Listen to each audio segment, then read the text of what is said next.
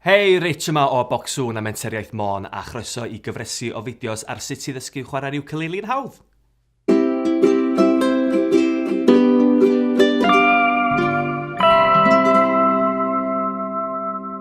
Reita, gwers rhif 1.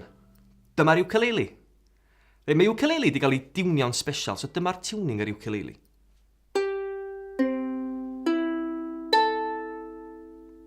Neu glw hwnna eto.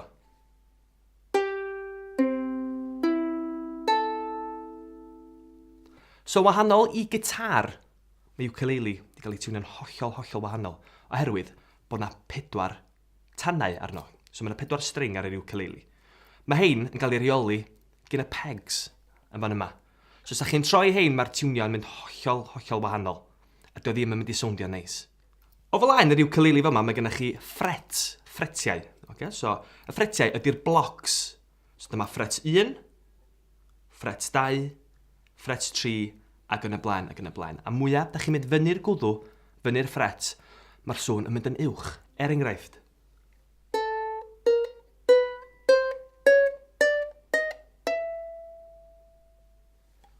So os da chi'n clywed y sŵn, mae'r sŵn i gyd yn dod allan o'r twll sain.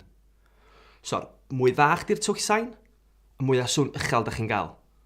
Mwyaf fawr di'r twll sain, y mwyaf difyn di'r sŵn. So dyna ni. Yr ukulele. Diolch yn fawr iawn am wylio a dwi'n gobeithio bod chi wedi mwynhau. A cofiwch dal ati i ymarfer chwarae'r ukulele. Mae'n hynod o bwysig.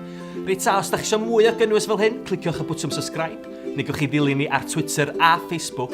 Fedrwch chi weld link yn y disgrifiad isod. A tan y tro nesaf, diolch yn fawr iawn. Ta-ra!